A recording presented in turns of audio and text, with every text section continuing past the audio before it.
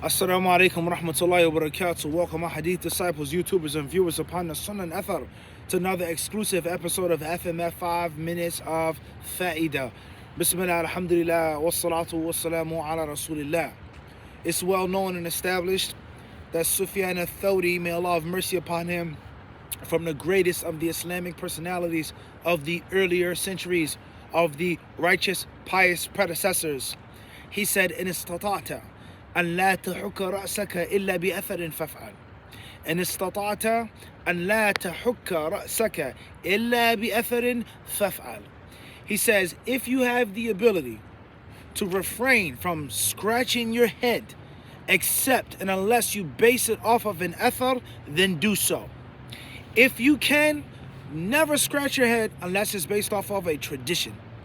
Avoid scratching your head unless you can base it off of some type of passed down tradition. Haddathana akhbarana.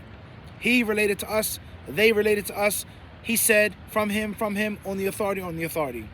If you have the ability to govern your life as a Muslim, every single thing that you do, from the time you wake up until the time when you go to sleep, based off of Bukhari, Muslim, Tirmidhi, Abu Dawood, Musnad, Muwatta, the Sahaba, the Tabi'i, the four Imams, so on and so forth. If you can live your life like that, then that is what you should do. Even down to the smallest, most minute of trifles, which would be symbolized in scratching one's head. This is a profound statement, and there are many different directions in which we can take this statement. From those directions is that when a person is asked something, someone asks you a question, whether you're a scholar, a student of knowledge, a caller to Allah, a layman, a laywoman, 9 to 5 Muslim, whatever the case may be. If you can only give just the text, not too bad. What's the ruling on wearing this color or this pattern? What's the ruling on drinking standing up? What's the ruling on walking and eating? What's the ruling on sleeping on your left side? What's the ruling on sleeping on your belly? I don't know, but I know the hadith. I don't know what Imam Fulan says, but I'm going to pass down the athar, the narration. If you can govern your life, if you can rule your life and run your life as a Muslim based upon the text all of the time, even down to scratching your head, that's a good thing to do. That's a praiseworthy thing to do. And from that is when you're asked the question. And that is because there are times in which there's no room for opinion.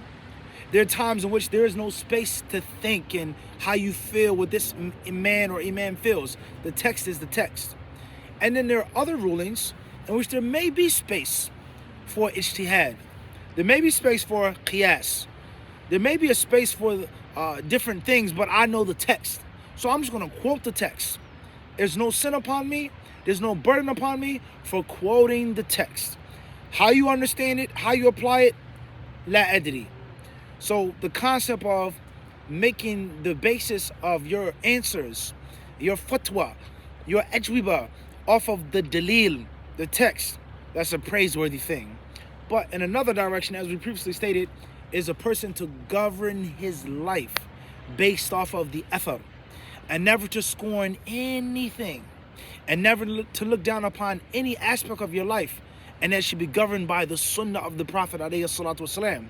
And if you aim high, if you aim for the bullseye, saddidu wa qaribu, if you squint, you look down the barrel or the bow, you aim to hit the market or the target precisely and accurately, if and when you miss, you're not going to miss too far away.